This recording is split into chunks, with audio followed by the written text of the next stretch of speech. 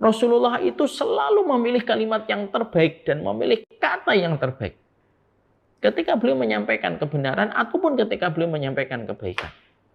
Makanya kita kaum muslimin itu kita diperintahkan untuk memilih kalimat yang terbaik. Kalau kamu akan menyampaikan sesuatu kepada orang yang kamu cintai atau orang yang kamu hadapi atau orang yang berinteraksi dengan kamu, lalu kamu betul-betul memilih kalimat-kalimat yang terbaik. Kalimat terbaik itu kayak sebuah motivasi kebaikan untuk orang lain.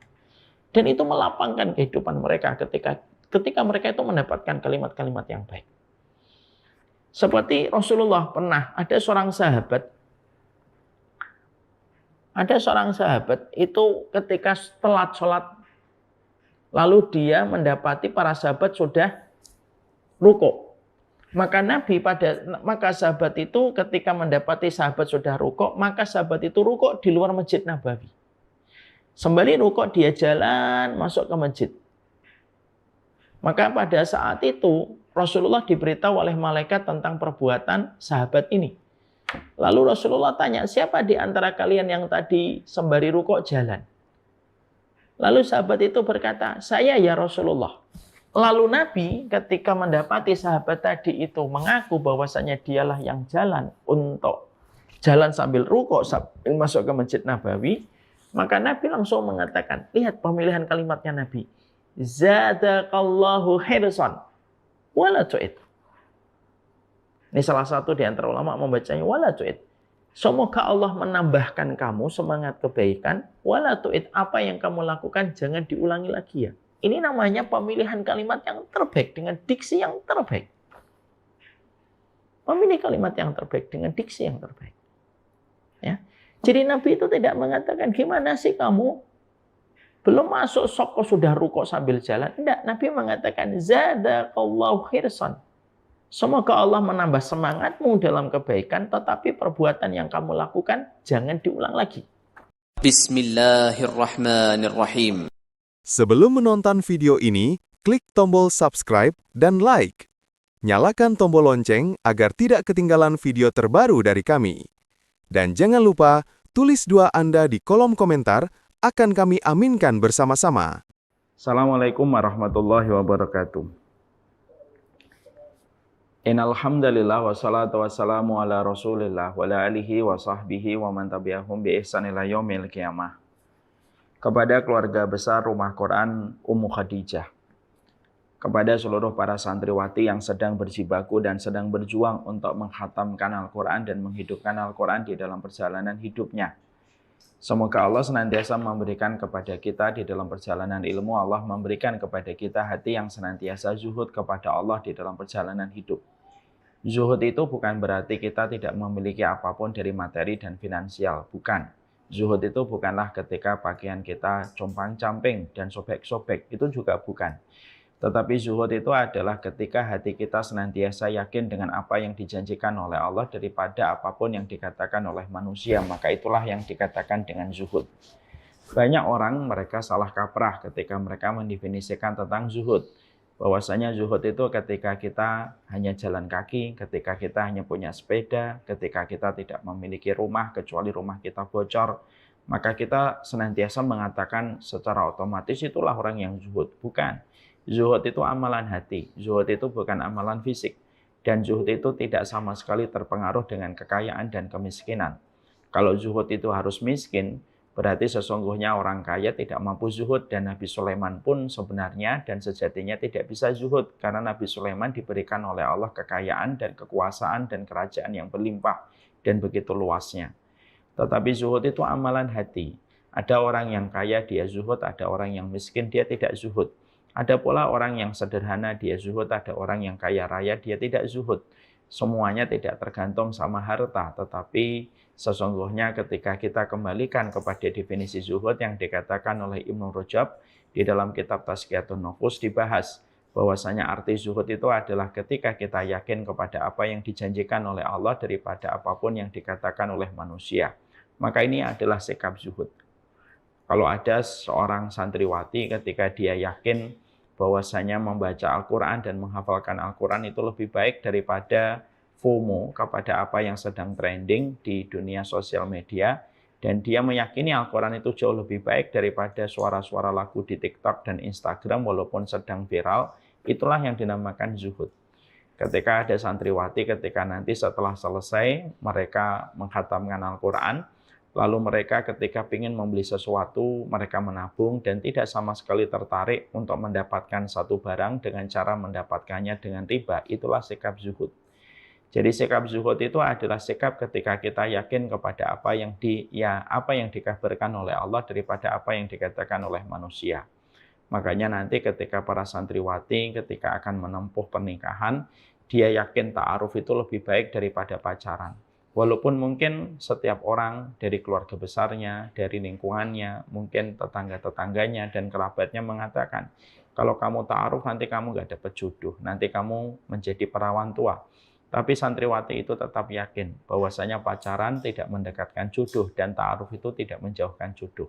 Dan dia tetap yakin dengan ta'aruf walaupun mungkin banyak orang di sekitarnya meragukan apa yang dia pilih. Maka inilah yang disebut dengan sikap zuhud. Inilah pentingnya bagi kita di dalam perjalanan kita ketika kita menuntut ilmu. Barokahnya ilmu adalah bagaimana membentuk sikap zuhud di dalam perjalanan kita. Bahwasanya hari ini kita sering sekali mendapatkan dua perkara. Yang pertama, apa yang trending dan apa yang sedang viral dan apapun yang sudah diimani oleh kebanyakan orang ataupun yang digandrungi oleh kebanyakan orang. Yang kedua, kita mendapati apa yang dikabarkan oleh Allah.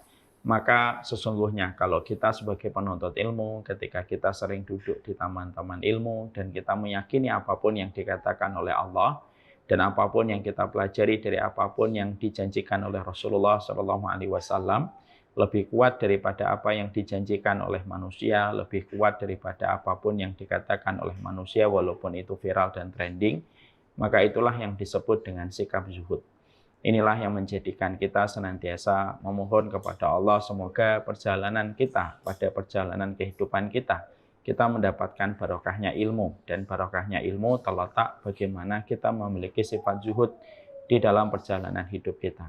Kepada seluruh para santriwati, jangan pernah lelah di dalam menata hatinya supaya kita senantiasa zuhud, senantiasa yakin apapun yang kita dapatkan pada apa yang kita pelajari di taman ilmu itulah yang kita imani dan kita yakini. Walaupun prosesnya lambat, tetapi yakinlah apa yang datang dari Allah itu jauh lebih baik daripada apapun yang dikatakan oleh manusia.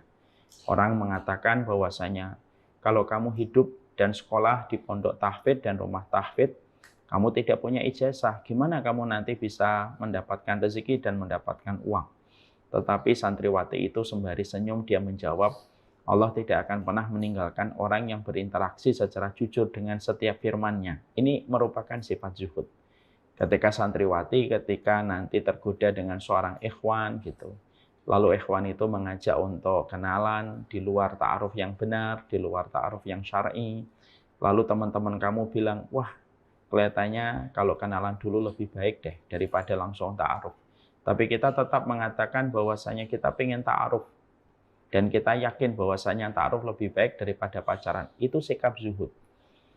Kalau nanti kalian sudah keluar dari pondok tahfidz, lalu kalian pengen mendapatkan motor, pengen mendapatkan rumah kecil gitu. Lalu ada yang menjanjikan sudah pakai riba aja.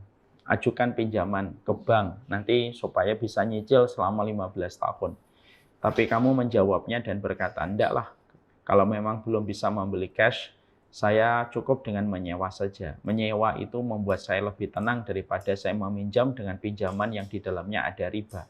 Sudah membuat tidak tenang kehidupan malam saya dan membuat gelisah di waktu siang saya. Itulah sikap zuhud. Maka itulah yang menjadikan kalian harus memahami betul. Sikap zuhud itu merupakan barokahnya ilmu. Orang nanti ada yang berkata, kok kamu pakai hijabnya terlalu panjang? Pakai hijab yang modis aja, pakai yang hijab yang fashionable aja. Tidak usah pakai cadar, tidak usah pakai warna gelap. Pakailah warna yang sifatnya itu menarik supaya orang itu senang ngeliatin kita. Tapi kita tetap yakin bahwasanya hijab syar'i itu akan menjadikan kita dimuliakan di mata orang yang tepat. Itulah yang disebut dengan sikap zuhud. Jangan sampai perjalanan kita di dalam menuntut ilmu, perjalanan kita ketika bermuamalah dengan Al-Quran, tetapi tidak menjadikan hati kita zuhud. Jangan sampai ketika kalian tidak memiliki sikap zuhud, kalau ada seorang penghafal Al-Quran, kalau seorang da'i, kalau seorang ustadz, sudah tidak memiliki sifat zuhud, maka dia bisa menjual kebenaran-kebenaran ayat yang ada pada Al-Quran, dijual dengan harga yang murah hanya untuk mendapatkan sekeping dari kenikmatan dunia. Inilah yang disebut dengan sikap zuhud. Sikap zuhud tidak ada kaitannya dengan kemiskinan dan kekayaan. Bisa jadi ada yang memakai BMW tetapi hatinya zuhud. Tapi bisa jadi ada yang memakai sepeda tetapi dia hatinya belum tentu zuhud. Zuhud itu amalan hati, bukan amalan fisik. Dan semoga kita termasuk orang yang diberikan oleh Allah sifat zuhud. Karena sesungguhnya ketika kita memiliki sifat zuhud, Allah akan mencintai kita dan menjadikan orang mukmin pun akan respek kepada setiap pilihan yang ada pada diri kita. Insya Allah. Inilah yang menjadikan kita memahami betapa besarnya keberkahan ilmu ketika kita memiliki sifat zuhud. Alhamdulillah, tentunya kita senantiasa merasa bersyukur kepada Allah atas setiap apapun yang Allah berikan kepada kita. Kurikulum bagi amalan hati kita itu ada 3 di dalam perjalanan hidup. Santriwati harus paham, hati kita hubungannya dengan Allah tidak akan sempurna sampai kita memiliki 3 komponen. Hati kita di dalam menjalani kehidupan tidak akan sempurna sampai kita memiliki 3 amalan. Apa 3 komponen penting ketika kita berhubungan dengan Allah? Kita tidak akan pernah sempurna ibadah kita, penghambaan kita kepada Allah sampai kita memiliki sifat khauf, roja, dan mahabbah. Khauf itu apa? Khauf itu adalah memiliki rasa takut kepada Allah terhadap siksanya. Khauf itulah yang menjadikan kalian berhijab. Khauf itulah yang menjadikan kalian bisa bangun jam 3 pagi. Khauf itulah yang menjadikan kalian tidak ingin terlambat ketika sholat subuh. Khauf itulah yang menjadikan kalian ketika diulurkan tangan untuk menjamah kulit kalian, maka kalian menolak ketika dia belum halal untuk kalian. Itulah yang disebut dengan sikap khauf. Dan kita pada kehidupan memerlukan sifat khauf, karena sifat khauf itu ibarat rem yang bisa mengendalikan kita dari berbagai macam syahwat dan nafsu yang tidak pernah mengenal kata kenyang. Komponen yang kedua roja. Roja itu adalah kita berharap kepada Allah supaya Allah memberikan rahmat kepada kita. Allah memberikan rasa kasihan kepada kita. Puncak tertinggi dalam rasa cinta itu mengasihi. Dan kita berharap supaya kita di dalam komponen hati kita mendapatkan sifat roja. Kita selalu rojak kepada Allah bahwasanya Allah akan memberikan rahmat dan Allah mengampuni dosa kita. Dan yang ketiga, Allah memberikan kepada kita, hati kita itu sifat mahabbah. Artinya bahwasanya kita senantiasa menetapkan tujuan terbesar dalam kehidupan kita mendapatkan cintanya Allah dan kita pun mencintai Allah. Ini 3 komponen antara kita dengan Allah. Tapi dalam masalah hati kita, hubungannya dengan kehidupan itu tidak akan sempurna kecuali dengan 3 perkara yang lainnya. Apa 3 perkara yang kita butuhkan di dalam perjalanan hidup? 3 perkara yang kita butuhkan dalam perjalanan hidup itu adalah, pertama, kita tidak akan sempurna kehidupan kita pada perjalanan ini sampai kita memiliki sifat syukur tanpa syarat. Artinya bahwasanya kita bersyukur setiap waktu kepada Allah tanpa syarat. Jangan menetapkan syukur hanya ketika keinginan kalian dapatkan. Jangan menetapkan syukurnya kalian, baru kalian akan berikan ketika doanya dikabulkan oleh Allah. Jangan menetapkan syukur ketika kondisi-kondisi dan ekspektasi yang kalian harapkan itu dipenuhi oleh Allah. Jangan. Syukur itu harusnya tidak memiliki syarat. Maka yang pertama, syukur tanpa syarat atau syukur tanpa syarat. Yang kedua, sabar tanpa tepi. Artinya kita memberikan kesabaran setiap waktu di dalam perjalanan kehidupan kita dan kesabaran kita tanpa tepi di dalam perjalanan kehidupan kita.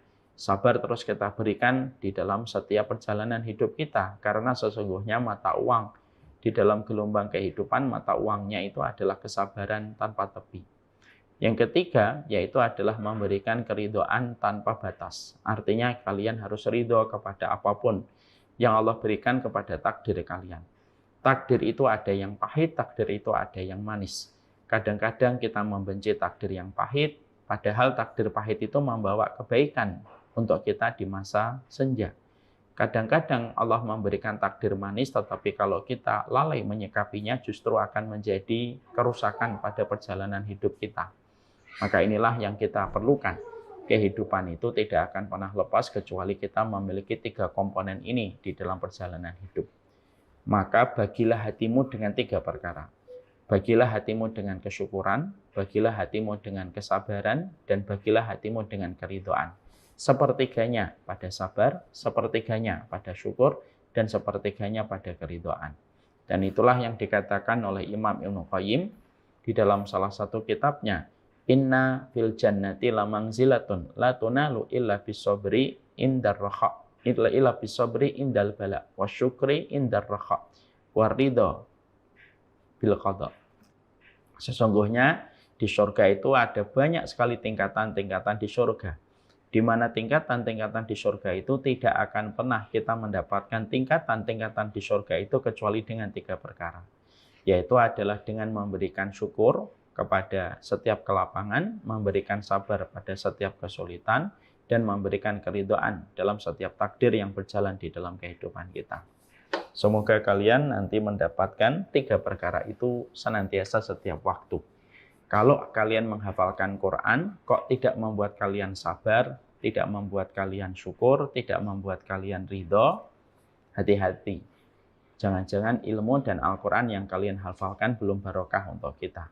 Dan sesungguhnya para santriwati dan termasuk kami, para asatid, para ustadz, kamu adalah dirimu di waktu sendirian. Ya. Jadi ketika kita pada waktu di sendirian kita mampu menjadi orang yang sabar, mampu menjadi orang yang bersyukur, dan mampu menjadi orang yang ridho, maka sesungguhnya siapapun di antara kita di waktu sendirian mampu bersyukur, mampu bersabar, dan mampu ridho. Berarti dia telah sempurna bagaimana dia menempatkan hatinya di dalam perjalanan hidup. Dan bagaimana kita bisa mendapatkan ridho, sabar, dan syukur tidak bisa didapatkan secara instan dan tidak bisa datang secara tiba-tiba. Pelajaran tentang ridho, pelajaran tentang sabar dan syukur pada hati kita hanya bisa didapatkan dengan proses ilmu yang panjang ketika kalian itu senantiasa mendatangi majelis ilmu. Inilah pentingnya kalian berkumpul di majelis Senin malam setiap pekan 1 kali kalian belajar, bukan karena ini diperintahkan oleh musyrifah, bukan ini karena diperintahkan oleh mudirah, tapi pastikan bahwasanya keberadaan kalian ketika kalian itu di majelis Senin malam, madrasah Senin malam, betul-betul karena Allah. Maka sesungguhnya itulah yang akan membantu kita semuanya untuk senantiasa sabar, syukur, dan ridho di dalam perjalanan hidup. Amin insyaallah. Seluruh para penuntut ilmu dan seluruh para santriwati yang semoga Allah berikan kebaikan di dalam perjalanan kehidupan kita. Kita akan melanjutkan part yang kedua, yaitu tentang kaidah-kaidah penting di dalam kehidupan berbasis dengan apa yang pernah disampaikan di dalam petunjuk Rasulullah SAW. Dan tentunya kebutuhan kita kepada petunjuk Nabi merupakan kebutuhan paling esensial di dalam kehidupan kita, dan itu tidak bisa ditawar. Kehidupan kita akan mengalami berbagai macam ujian, akan mengalami berbagai macam kerusakan ketika kita tidak sesuai dan tidak berkelarasan dengan apa yang dikatakan dari petunjuk Rasulullah SAW. Makanya di dalam surat An-Nur Allah sudah menyampaikan kepada kita, falyahdharil ladzina yukhalifuna an amrihi an tusibahum fitnah aw yusibahum adzabun alim. Maka hendaklah mereka berhati-hati kalau mereka menyelisihi apapun yang datang dari Rasulullah SAW. Karena sesungguhnya menyelisihi apapun yang datang dari baginda Nabi SAW, maka akan mendapatkan 2 konsekuensi yang berat. Mereka mendapatkan fitnah dan mereka mendapatkan adab yang pedih. Mari kita jumpai bagaimana kisah nyata pada perang Uhud. Bagaimana para sahabat ketika ditunjuk oleh Nabi sebagai pasukan rumat, sebagai pasukan pemanah. Dan Nabi sudah memberikan instruksi sangat jelas. Kalian tidak boleh turun dari bukit rumat ini, dari bukit Uhud ini, sampai aku yang memberikan aba-aba. Kalau kalian sudah boleh untuk turun. Tapi pasukan rumat pada saat itu tidak sabar mendapati pasukan musyrikun Quraisy sudah porak-poranda, dan ketika mereka kabur akhirnya mereka turun. Timingnya sebenarnya tinggal menunggu waktu sebentar saja. Tapi pada saat itu mereka tidak mau bersabar untuk menunggu perintah yang disampaikan oleh Nabi SAW. Apa yang terjadi? Tentunya kita semuanya paham bagaimana kita membaca di dalam sirah bagaimana para sahabat menderita kekalahan dalam tanda petik. Bahkan pada saat itu hampir 70 syuhada Uhud itu wafat ketika para sahabat yang telah ditunjuk oleh Nabi menjadi pasukan Romat, mereka tidak mengikuti apa yang dikatakan oleh Nabi. Apa pelajaran penting yang kita dapatkan dari pelajaran Gunung Uhud atau pelajaran Perang Uhud? Yaitu adalah bagaimana setiap manusia kalau mereka sudah menyelisihi petunjuk Nabi SAW, maka menjadikan kehidupan mereka itu akan berantakan. Kadang-kadang kehidupan seseorang itu berantakan, berbenturan dengan banyak masalah, bukan Allah yang jahat. Bukan pula karena Allah yang zalim kepada mereka, tetapi karena mereka tidak mau mengikuti petunjuk yang datang dari baginda Nabi SAW. Nah, inilah yang menjadikan kita mengerti bagaimana kehidupan seorang mukmin tidak boleh lepas. Bagaimana kehidupannya berkesesuaian dengan apapun yang dikatakan oleh Nabi, karena memberikan ketaatan atau memberikan kepatuhan tanpa syarat dan ketaatan tanpa tapi kepada Nabi itu merupakan kunci keberuntungan pada kehidupan dunia dan pada kehidupan kelak kita di akhirat. Nah, itulah yang menjadikan kita membahas 50 kaidah di dalam kehidupan bersumber dengan apa yang disabdakan oleh Rasulullah SAW. Dengan apa yang disabdakan oleh Rasulullah SAW yang menjadikan kita akhirnya mengkaji, mentadaburi setiap apapun yang dikatakan oleh Rasulullah SAW supaya mampu kita eksekusi, mampu kita terapkan di dalam perjalanan hidup kita. Inilah pentingnya. Kembali kita mengkaji 50 kaidah tentang kehidupan berdasarkan dan bersumber dengan apa yang dikatakan oleh Rasulullah SAW. Kita akan membahas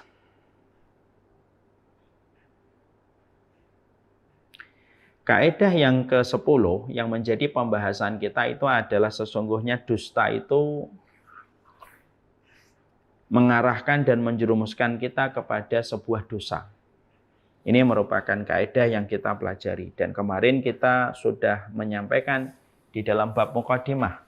Tidak mungkin kita membahas tentang dusta kalau kita tidak membahas terlebih dahulu bagaimana kemuliaan dan keutamaan ketika kita di dalam berislam itu diukur salah satunya di dalam kejujuran kita ketika kita berkata. Karena ternyata ketika kita berkata yang jujur di dalam kehidupan manusia, di dalam kehidupan kita, kejujuran itu akan memberikan kepada kita banyak sekali kebaikan demi kebaikan yang tidak akan kita dapatkan kalau kita tidak memiliki komitmen di dalam menjaga lisan kita. Tidak ada perkara yang paling banyak memasukkan manusia ke dalam neraka kecuali adalah dua lubangnya, yaitu adalah lubang mulutnya dan lubang kemaluannya. Maka pemahaman terbaliknya, mafhumul mukhalafahnya sederhana. Berarti perkara yang paling banyak memasukkan manusia ke dalam surga itu adalah lubang mulutnya dan juga lubang kemaluannya ketika dijaga sebagaimana penjagaan yang Allah ridhoi. Makanya pernah ada kisah nyata, ada seorang tokoh ya, ulama salaf ya, ketika pada saat itu dia diperintahkan oleh majikannya untuk membeli apa yang paling terbaik pada kambing. Maka pembantunya pergi ke pasar untuk membelikan apa yang terbaik pada tubuhnya kambing. Maka pembantu itu yang sebenarnya beliau juga orang yang berilmu membelikan kepada majikannya lidah kambing. Maka ketika majikan sudah mendapatkan, bagian terbaik dari kambing itu adalah lidahnya, atau bagian terbaik itu lidah. Maka majikan memberikan perintah yang kedua, sekarang aku perintahkan kamu untuk mengambil apa yang paling buruk dari kambing itu. Maka sang budak ini kembali ke pasar dan membeli lidah kembali dan memberikan kepada majikannya. Lalu majikannya berkata, ketika aku suruh engkau untuk mengambil apa yang terbaik dari kambing, engkau mengambil lidah. Dan ketika aku suruh engkau untuk mengambil apa yang paling buruk dari kambing, engkau juga mengambil lidah. Maka pada saat itu seketika budaknya memberikan jawaban, Karena sesungguhnya lidah ketika dijaga dan dimanfaatkan pada perkara yang Allah ridhoi, inilah bagian terbaik dari kehidupan manusia. Kalau kita punya lidah dan kita memanfaatkan dengan cara yang terbaik, karena kita tahu betul bahwasanya lidah kita, lisan kita senantiasa diawasi oleh Allah, dan senantiasa tidak ada satupun yang luput dari pengawasan malaikat raqib dan atid di dalam perjalanan kita, maka sesungguhnya dia bisa mendorong seorang manusia menuju kepada surga. Tapi ketika lidah ini tidak dijaga, dia tidak tahu bahwasanya lidah kita selalu diawasi oleh Allah dan senantiasa diawasi oleh malaikat munkar dan nakir, maka tidak ada perkara yang paling menjerumuskan seseorang menuju ke neraka kecuali adalah urusan lidahnya. Dan inilah yang menjadikan kita harus paham. Urusan lidah ini adalah urusan yang tidak bisa dipandang sebelah mata. Karena sesungguhnya kebaikan kita itu salah satunya tergantung indikatornya bagaimana kita menjaga lidah kita dan apapun yang keluar dari lisan kita. Karena apapun yang keluar dari lisan kita semuanya akan dipertanggungjawabkan oleh Allah Subhanahu wa taala dan tidak ada satupun yang luput. Kalau kalian pernah melihat handphone itu sekarang punya operasi sistem, operation systemnya. Sistem operasinya itu apa? Salah satunya dia bisa mengetahui berapa kadar kata yang pernah kita ketik di SMS ataupun WhatsApp. Itu jumlah kata yang kita produksi ketika kita mengirimkan kata itu, maka ada sistem yang bisa menghitungnya setiap hari. Itu yang kita dapatkan dari kemajuan teknologi. Bahkan setiap kata yang kita tulis di handphone dan kita sebarkan di sosial media, ataupun yang kita sebarkan di aplikasi-aplikasi chat itu bisa terbaca jumlah katanya itu berapa ribu per hari. Kalaulah gadget dan teknologinya itu bisa mencatat berapa jumlah kata yang kita hamburkan dan kita keluarkan ketika kita menulis itu di sosial media, maka sesungguhnya malaikat raqib dan malaikat atid pastinya lebih detail untuk mencatat itu semuanya. Dan itu menunjukkan kepada kita urusan lidah itu urusan besar. Urusan yang berkaitan dengan banyak perkara pada kehidupan manusia. Tidaklah orang masuk surga kecuali urusan lidahnya. Dan tidaklah orang masuk neraka pun kecuali karena lidahnya.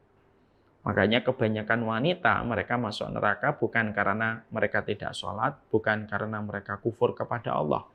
Tapi kebanyakan wanita mereka terjerumus kepada neraka disebabkan karena urusan lidahnya. Ketika mereka tidak tahu harus mengomentari suaminya dalam kerangka yang diridhai oleh Allah.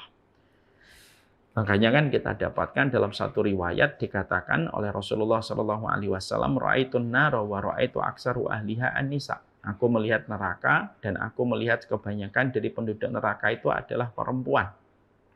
Aku melihat kebanyakan penduduk neraka itu adalah perempuan. Seketika para sahabat wanita bertanya kepada Rasulullah, ayakfurna billah, apakah mereka kufur kepada Allah ya Rasulullah? Maka dikatakan tidak. Mereka tidak kufur kepada Allah, tetapi mereka yakfurna bil ashir. Mereka itu kufur kepada suaminya. Ketika suaminya telah melakukan banyak kebaikan, lalu suaminya jatuh di dalam satu kesalahan, seketika sang istri mengatakan kepada suaminya, mali ra'aitu minka khairun qattun. Kenapa aku tidak melihatmu ada kebaikannya sama sekali ketika engkau menjadi suamiku? Ternyata perkataan ini merupakan penyebab terbesar dan terbanyak wanita dijebloskan menjadi narapidana neraka. Mari kita hitung. Mali ra'aitu minka khairun qattun. Ini 8 kata. Kalau kita hitung ya secara buru-buru. Mali 1 2, ra'aitu 2, minka itu 2, min dan ka.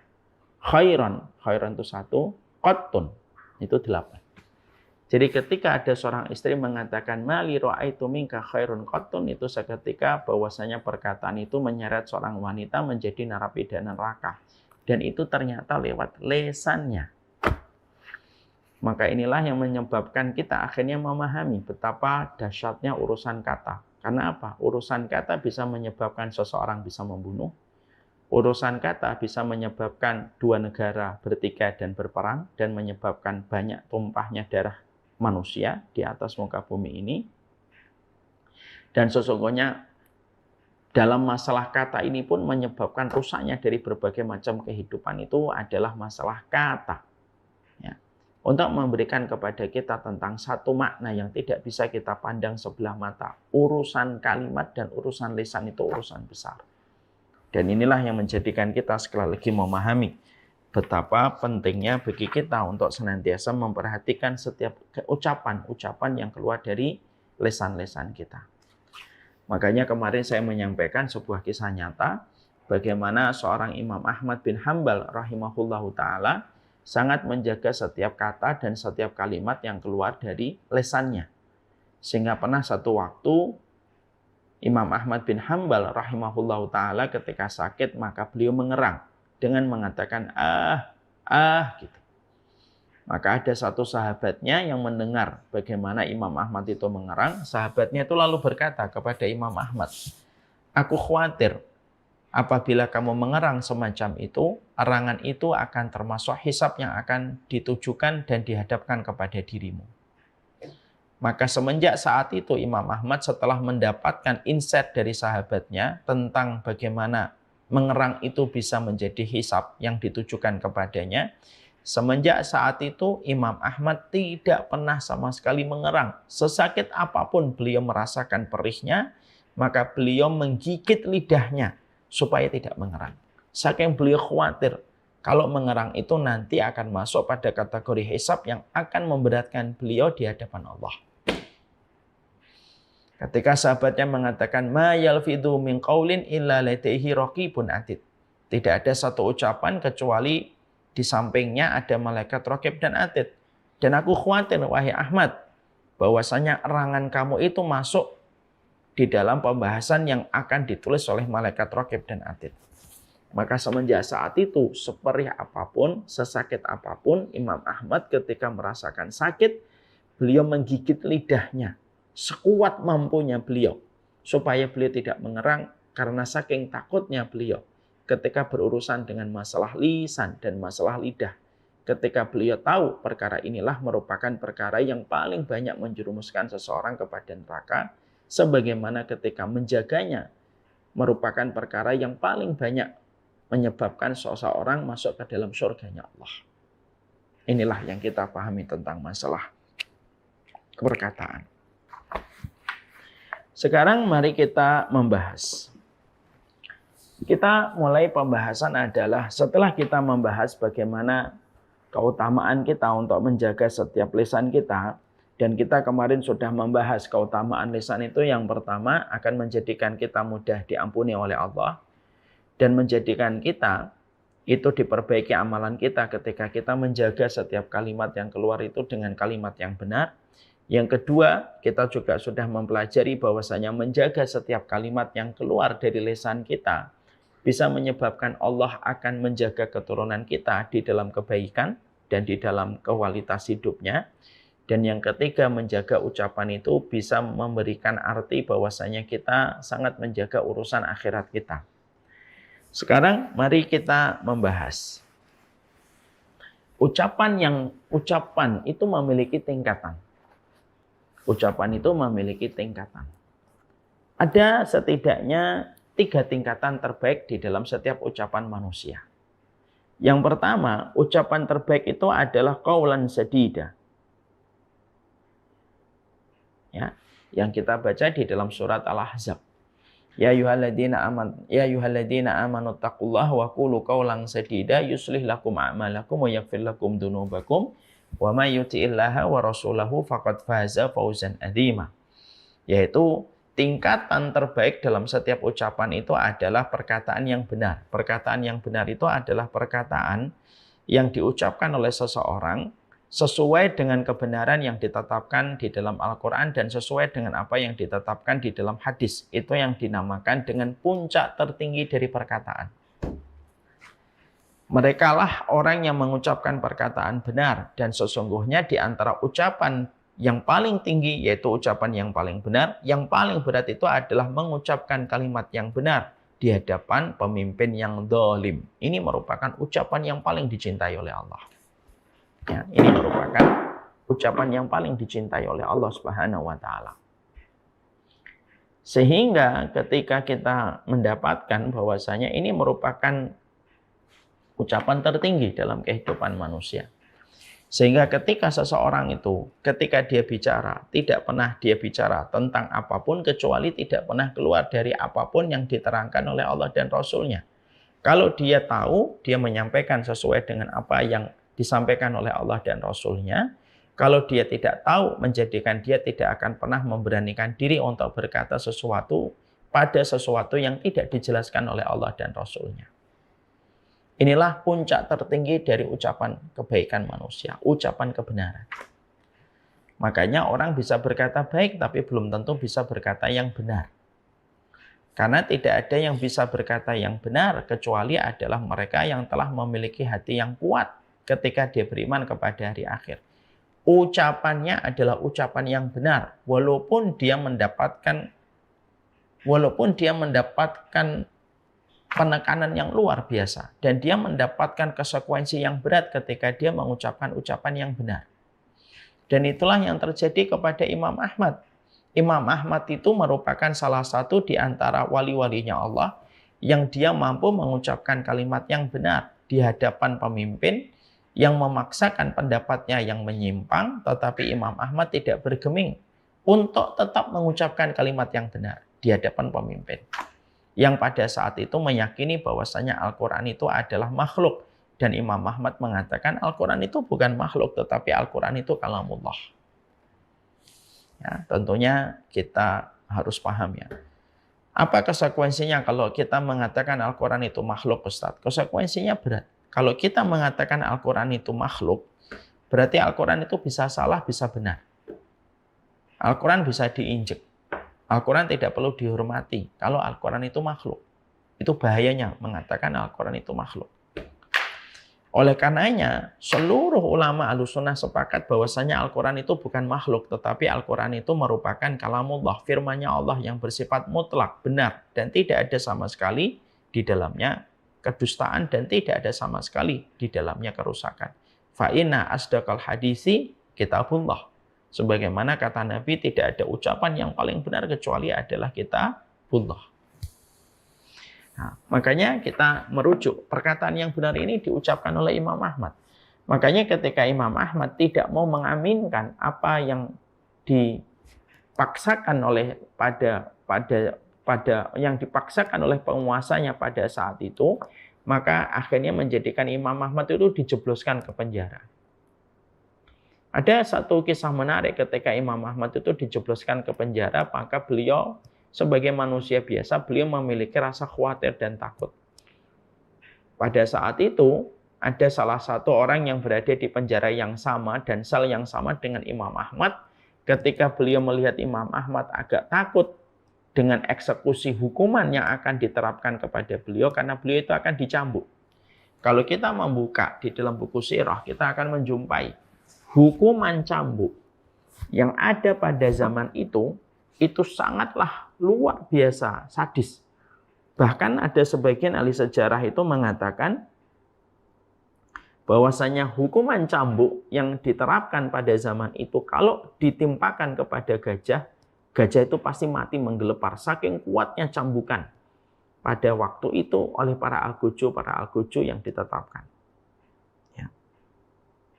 Bentar.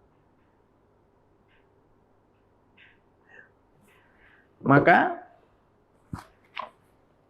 pada saat itulah Khalifah Mu'tasim ini, ya, yaitu Khalifah Al-Mu'tasim ini yang memaksakan pendapat bahwasanya Quran itu makhluk. Maka Imam Ahmad tetap mengatakan bahwasanya kepada Khalifah pada saat itu, yaitu Khalifah Mu'tasim, bahwasanya Al-Quran itu bukan makhluk. Al-Quran itu kalamullah. Ketika beliau dalam kondisi ketakutan di dalam sel penjara itu, ada seorang maling yang akhirnya menasihati Imam Ahmad. Dan nasihat ini sangat menghujam kepada hatinya Imam Ahmad. Apa itu nasihatnya maling yang berada satu sel dengan Imam Ahmad? Maka maling itu berkata, wahai guru kami, wahai yang mulia, syah kami, saya ini ratusan kali mencuri, dan sudah ratusan kali saya dicambuk, dan saya bersabar. Kalau saya saja bersabar di atas kemaksiatan, harusnya engkau lebih mampu bersabar di atas kebenaran. Ternyata ucapan tersebut betul-betul menghujam kepada hatinya Imam Ahmad. Makanya akhirnya Imam Ahmad itu setelah mendapatkan kalimat ini, motivasi ini dari seorang maling, itu betul-betul menguatkan Imam Ahmad. Dan Imam Ahmad itu ketika akhirnya digelendang, beliau itu ke alun-alun, dan ketika akan dieksekusi, Imam Ahmad sama sekali tidak gentar untuk mengubah apa yang dikatakan dari perkataan yang benar. Qaulan sadida. Perkataannya dia tetap mengatakan kepada Khalifah Mu'tasim bahwasanya Al-Quran itu bukan makhluk. Al-Quran itu adalah firman-Nya Allah, kalamullah. Maka akhirnya pada saat itu dijatuhkanlah hukuman cambuk kepada Imam Ahmad. Masya Allah. Yang menarik adalah kalau kita bedah bagaimana kisahnya Imam Ahmad ketika mengucapkan kalimat yang benar itu, maka cambukan itu begitu kerasnya. Cambukan itu begitu kerasnya, cambukan itu begitu kerasnya, sampai akhirnya salah satu di antara cambukan itu ketika menimpa kepada Imam Ahmad, mengenai kepada tali celananya Imam Ahmad.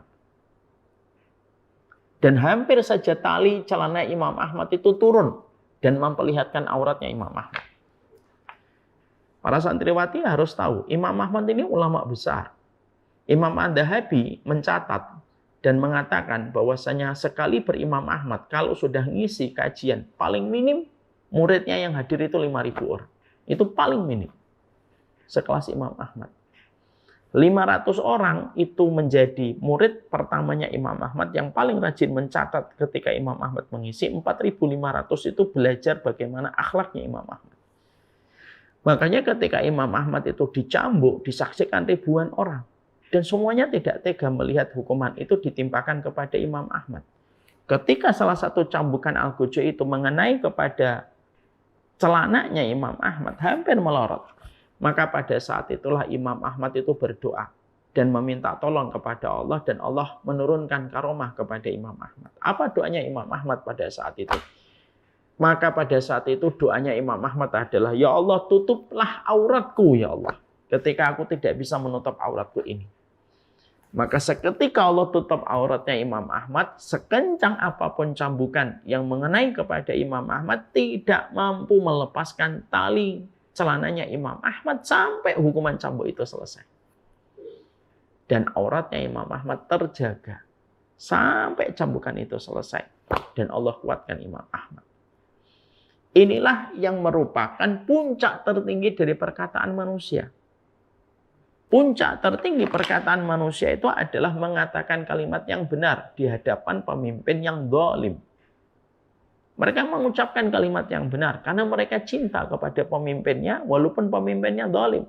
Mereka tidak menjadi penjilat, mereka tidak mendekat kepada pemimpin untuk mendapatkan proyek dan mendapatkan pembagian harta, bukan. Tapi mereka mengatakan kalimat yang benar.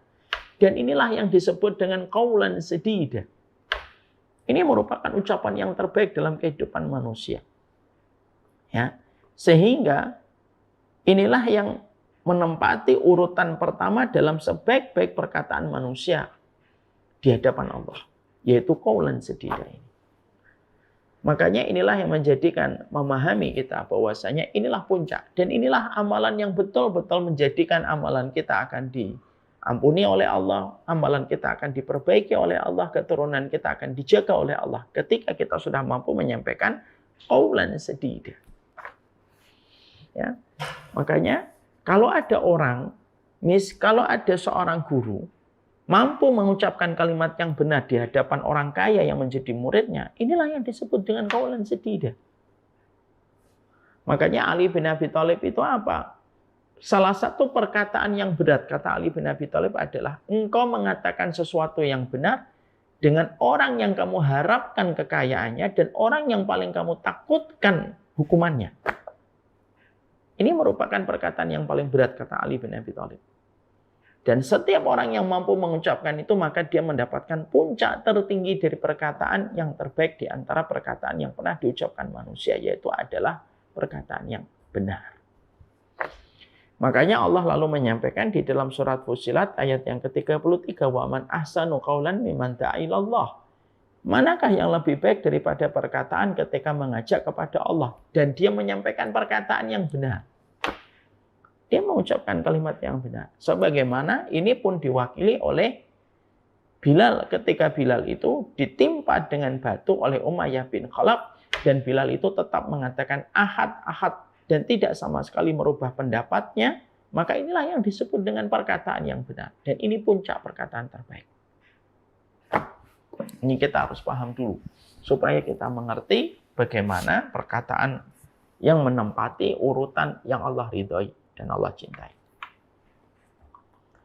Yang kedua, perkataan setelah perkataan yang benar itu, yang kedua itu adalah perkataan yang mengajak kepada kebenaran dan mengajak kepada kebaikan.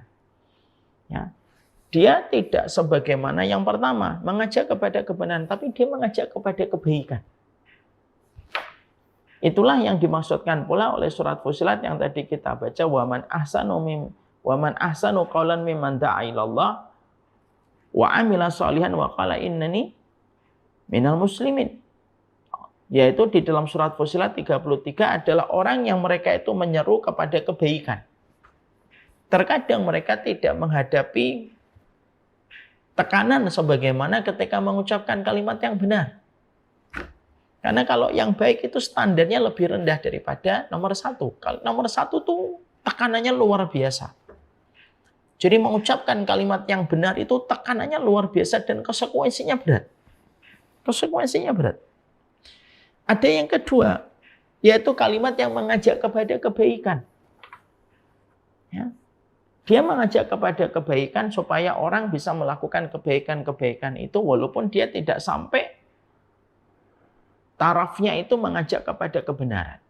Sehingga dia terus menyampaikan kalimat-kalimat kebaikan untuk mengajak manusia. Ya. Untuk menuju kepada apa yang baik. Dan menuju kepada apa yang memberikan kebaikan. Maka ini menempati urutan nomor 2. Yaitu kalimat yang mengajak kepada kebaikan. Yang ketiga, urutan perkataan yang terbaik itu apa? Yang ketiga, perkataan yang mengarahkan kepada perkara yang menunjukkan, yang menjadikan orang itu senang mendapatkan perkataan itu. Tetapi tidak keluar dari ridhonya Allah. Seperti ketika kita mengucapkan satu kalimat, di mana kalimat itu akhirnya menjadikan orang senang mendapatkan kalimat itu. Sebagaimana yang dikatakan oleh Rasulullah SAW, al-kalimatut thayyibah shadaqatun. Kamu mengucapkan kalimat yang baik itu merupakan sedekah. Artinya dia mengucapkan kalimat-kalimat yang baik.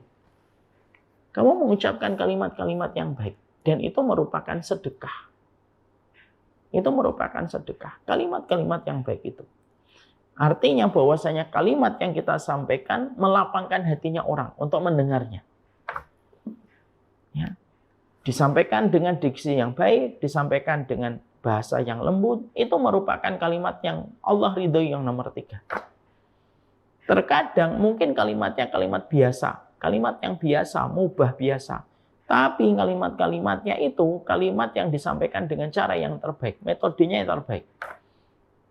Dan akhirnya pemilihan setiap kalimat dan setiap kata-katanya itu bisa melegakan hatinya orang. Maka ini menempati kalimat yang ketiga, kalimat yang Allah cintai. Kayak Rasulullah SAW. Rasulullah itu kalau beliau mendapati para sahabat melakukan kesalahan, maka Rasulullah SAW itu tidak pernah menggunakan diksi dan tidak pernah menggunakan pemilihan kalimat yang menyudutkan sahabat tadi ketika dia telah melakukan perzinahan. Nabi itu selalu terampil menggunakan kalimat-kalimat yang terbaik ketika menyikapi saudaranya dan sahabatnya yang terjatuh dalam kesalahan. Contoh, ini contohnya terkenal sekali. Ketika kita pernah mendapati ada seorang sahabat yang mengatakan kepada Nabi Muhammad sebelum dia masuk Islam, "Idzan li bizina ya Muhammad." Saya akan masuk Islam ya Muhammad, tapi izinkan saya berzina. Rasulullah tidak langsung menggunakan kalimat-kalimat yang sifatnya langsung menyudutkan pemuda ini. Tapi Nabi langsung memilih kalimat-kalimat yang dia sampaikan kepada pemuda ini apa? Apakah kamu punya seorang ibu? Punya. Apakah kamu punya seorang anak, seorang saudari perempuan? Punya. Maka sesungguhnya sebagaimana kamu ketika mereka dizinai kamu marah, dan kamu tidak ridho, orang lain pun juga tidak akan ridho ketika kamu berzina dengan anggota mereka atau anggota wanita mereka. Maka saat itu langsung sahabat tersebut mengatakan kepada Rasulullah SAW, ya Rasulullah, saya masuk Islam. Dan akhirnya dia berkata, sebelum aku ketemu Nabi Muhammad, tidak ada perkara yang paling aku cintai kecuali zina. Tapi setelah aku ketemu dengan Rasulullah, tidak ada perkara yang paling aku benci kecuali zina. Ini perkataan. Perkataan yang dipilih dengan diksi yang terbaik. Ya. Rasulullah itu selalu memilih kalimat yang terbaik dan memilih kata yang terbaik. Ketika beliau menyampaikan kebenaran ataupun ketika beliau menyampaikan kebaikan. Makanya kita kaum muslimin, itu kita diperintahkan untuk memilih kalimat yang terbaik. Kalau kamu akan menyampaikan sesuatu kepada orang yang kamu cintai, atau orang yang kamu hadapi, atau orang yang berinteraksi dengan kamu, lalu kamu betul-betul memilih kalimat-kalimat yang terbaik, kalimat terbaik itu kayak sebuah motivasi kebaikan untuk orang lain. Dan itu melapangkan kehidupan mereka ketika mereka itu mendapatkan kalimat-kalimat yang baik. Seperti Rasulullah pernah, ada seorang sahabat itu ketika telat sholat, lalu dia mendapati para sahabat sudah rukuk. Maka sahabat itu ketika mendapati sahabat sudah rukuk, maka sahabat itu rukuk di luar Masjid Nabawi. Sembari rukuk dia jalan masuk ke masjid. Maka pada saat itu Rasulullah diberitahu oleh malaikat tentang perbuatan sahabat ini. Lalu Rasulullah tanya, siapa di antara kalian yang tadi sembari rukuk jalan? Lalu sahabat itu berkata, saya ya Rasulullah. Lalu Nabi ketika mendapati sahabat tadi itu mengaku bahwasanya dialah yang jalan untuk jalan sambil rukuk sambil masuk ke Masjid Nabawi, maka Nabi langsung mengatakan, lihat pemilihan kalimatnya Nabi. Zadakallahu hirsan wala tu'id. Ini salah satu di antara ulama membacanya wala tu'id. Semoga Allah menambahkan kamu semangat kebaikan, wala tu'id, apa yang kamu lakukan jangan diulangi lagi ya. Ini namanya pemilihan kalimat yang terbaik dengan diksi yang terbaik. Memilih kalimat yang terbaik dengan diksi yang terbaik. Ya. Jadi Nabi itu tidak mengatakan, gimana sih kamu? Belum masuk soko sudah rukuk sambil jalan. Tidak, Nabi mengatakan, zadakallahu khirsan. Semoga Allah menambah semangatmu dalam kebaikan, tetapi perbuatan yang kamu lakukan jangan diulang lagi. Jadi, tingkatan perkataan yang terbaik itu sebelum kita membahas tentang dusta dan perkataan-perkataan buruk di sisi Allah yang bisa berakibat buruk pada kualitas kehidupan kita. Yang terbaik itu pemilihan diksinya yang terbaik. Sebagaimana di dalam kitab Riyadhus Shalihin kita mendapati, di dalam kitab Riyadhus Shalihin itu disampaikan ada seorang sahabat yang pada saat ketika dia bermakmum kepada Nabi Muhammad, dia bersin lalu dia mengucapkan Alhamdulillah. Para sahabat itu melihat kepadanya ketika dia bersin mengucapkan dzikir itu. Malah ketika sahabat itu dilihat oleh sahabat yang lain, maka justru sahabat yang bersin ini langsung berkata-kata, malakum tangduruna ilayya. Kenapa kalian itu melihat saya? Para sahabat yang lain ketika mendapati sahabat yang tadi bersin malah ngomong, mereka memberikan isyarat sembari mereka memukulkan paha mereka supaya sahabat itu diam. Loh, semakin sahabat tadi tambah ngomong. Tapi setelah selesai sholat, jadi tadi sholatnya agak berantakan khusyuknya. Kenapa? Sahabat tadi akhirnya ngomong panjang lebar. Setelah selesai sholat, Rasulullah SAW lalu mengatakan, dan Rasulullah itu tidak langsung memojokkan sahabat yang tadi ngomong ketika menjadi makmum. Rasulullah itu cuma berkata dengan kalimat yang terbaik. Kalimat terbaik yang diucapkan Nabi itu apa? Sesungguhnya ini sholat. Di dalamnya ada doa dan di dalamnya ada dzikir dan tidak boleh ada perkataan manusia yang masuk di dalam sholat. Perkataan yang Nabi sampaikan pada saat itu merupakan perkataan yang dipilih berdasarkan pemilihan diksi-diksi yang terbaik. Tanpa menyudutkan sahabat tadi yang beliau jelas-jelas melakukan kesalahan ngomong ketika bermakmum kepada Nabi. Maka sesungguhnya itulah perkataan yang terbaik. Nomor 3. Kadang-kadang kita ketika kita merasa mewakili kebenaran ataupun ketika kita merasa mewakili ilmu, terkadang kita tidak bisa memilih kalimat yang terbaik. Sehingga akhirnya kadang-kadang kebenaran dan kebaikan yang kita sampaikan tetapi dengan diksi yang buruk itu menjadikan orang itu sempit memahami itu. Kenapa? Pemilihan setiap kalimat itu mempengaruhi hasil yang akan kita dapatkan dari orang yang mendengar kalimat itu ketika kita ucapkan.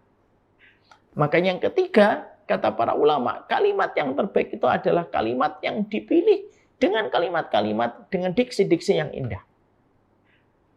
Ya. Makanya para santriwati kadang-kadang kalau kita jawab, bisa kita jawab itu dengan cara yang baik. Misalkan, Waalaikumsalam. Yang semoga Allah berkahi. Simple, tapi itu terkadang bisa menjadikan orang yang menerima salam kita itu menjadi senang.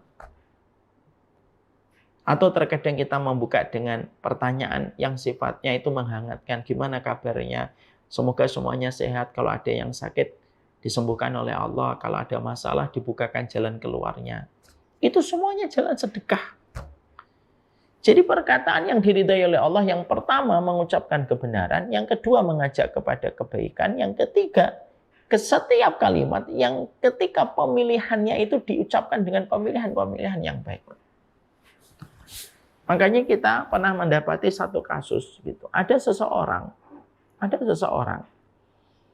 yang dia merasa bahwasanya ketika dia datang ke masjid, dia mendapatkan banyak vonis, tapi ketika dia datang kepada komunitasnya yang tidak sama sekali memahami tentang Islam, tapi justru dia mendapatkan kehangatan.